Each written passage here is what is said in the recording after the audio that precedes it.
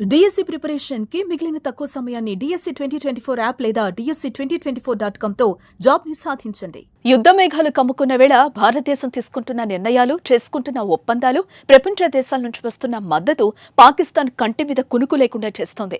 చూస్తూ ఉండడం తప్ప ఏం చేయలేని పరిస్థితి పాకిస్తాన్దే.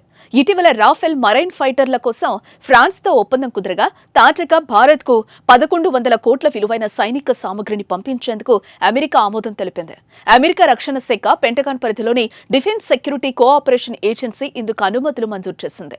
భారత్ కు అందనున్న సైనిక హార్డ్వేర్ల జాబితాలో SeaVision software, remote software, analytic support వంటివి ఉన్నట్లుగా తెలుస్తోంది. ఈ పరికరాల నిర్వహణ, నిల్వ పంపిణీకి ఉపయోగపడే సామగ్రి సైతం అమెరికా నుంచి భారత్ కు అందుతుందని సమాచారం.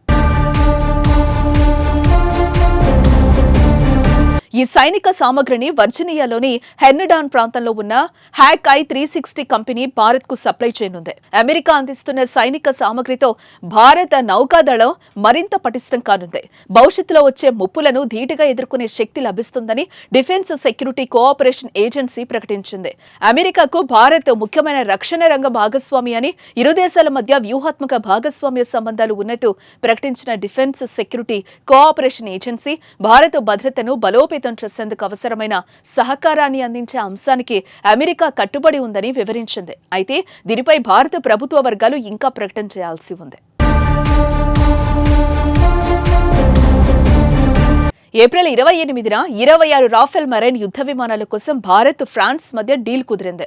దీని విలువ సుమారు 63,000 కోట్ల రూపాయలు కాగా ఒప్పందం ప్రకారం మొత్తం ఖర్చులో భారతదేశం మొదట 15% ఇన్స్టాల్మెంట్ చెల్లించనుంది. ఈ రాఫెల్ ఎం యుద్ధ విమానాల డెలివరీ 2028-29 నాటికి ప్రారంభమై 2031-32 నాటికి పూర్తి కావచ్చు. కానీ ప్రస్తుతం తలెత్తిన పరిస్థితుల నేపథ్యంలో ముందుగా డెలివరీ ఇవ్వాలని ఫ్రాన్స్ కు భారత్ కోరింది. పహల్గాం దాడి తర్వాత భారత్ పాక్ సరిహద్దు యుద్ధ మేఘాలు కమ్ముకున్న వేళ భారత రక్షణ వ్యవస్థను బలోపేతం చేసుకోవడం ఆసక్తిగా మారింది.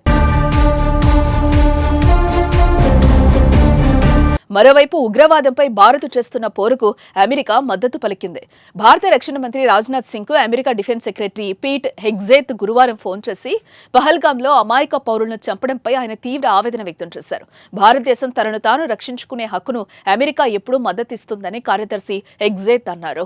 ఉగ్రవాదంపై భారతదేశం చేస్తున్న పోరాటంలో అమెరికా ప్రభుత్వం యొక్క సంపూర్ణ మద్దతు ఉంటుందని తెలిపారు. పాకిస్తాన్ ఉగ్రవాద సంస్థలకు మద్దతు ఇవ్వటం, శిక్షణ ఇవ్వటం, నిధులు సమకూర్చే చరిత్రను కలిగి ఉందని రాజ్నాథ్ హెగ్జేత్ కు వివరించగా ఉగ్రవాదాన్ని ప్రపంచం అంతమొందించడం చాలా ముఖ్యమని ఆయన తెలిపారు.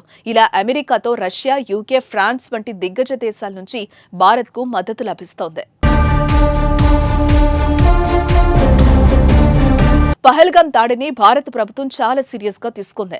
ఇప్పటికే ఉగ్రవాదులకు పాకిస్తాన్ కు వార్నింగులు, దౌత్యపరమైన షాక్లు ఇచ్చింది. అదేవిధంగా పాక్ ను ఒంటరిని చేసే విధంగా పావులు కదుపుతోంది. పాక్ తీరును ప్రపంచ దేశాలకు తెలిసేలా చేస్తోంది. అన్ని విధాలుగా పాక్ ను దెబ్బకొట్టిన భారత్ దాడి చేస్తే ఆ దేశం మరింత నష్టపోయే అవకాశం ఉంది.